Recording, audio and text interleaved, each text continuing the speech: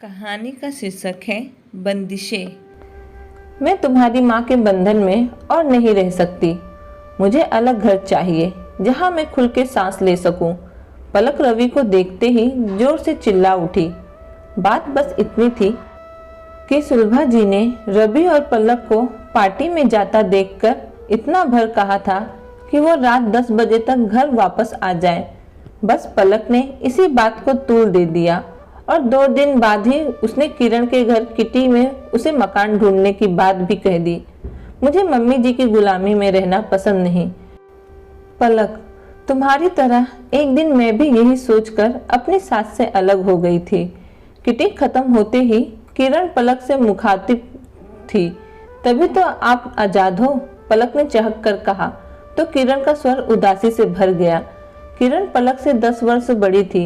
नहीं, बल्कि तभी से मैं गुलाम हो गई।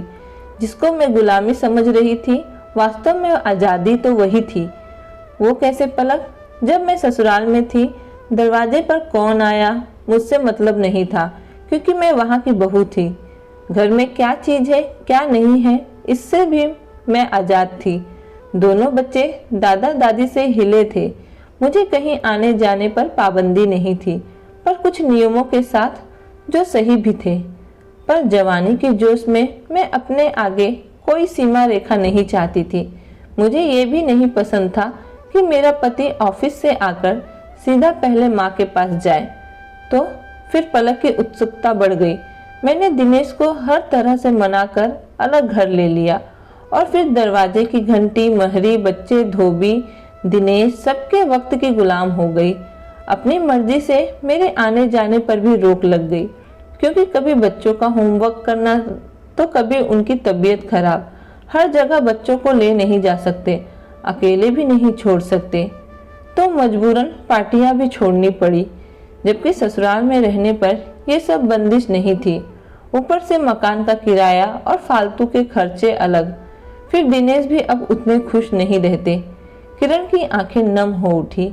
फिर आप वापस क्यों नहीं चली गई? किस मुंह से वापस लौटती? इन्होंने एक बार मम्मी से कहा भी था, पर पापा ने ये कहकर साफ मना कर दिया कि एक बार हम लोगों ने बड़ी मुश्किल से अपने आप को संभाला है, अब दूसरा झटका खाने की हिम्मत नहीं है। बेहतर है अब तुम वहीं रहो। ओह पलक, घर से बाहर कदम रखना बहुत आसान है, पर जब तक आप माँ बाप के आश्रय में रहते हैं, आपको बाहर के थपेड़ों का तनिक भी एहसास नहीं होता।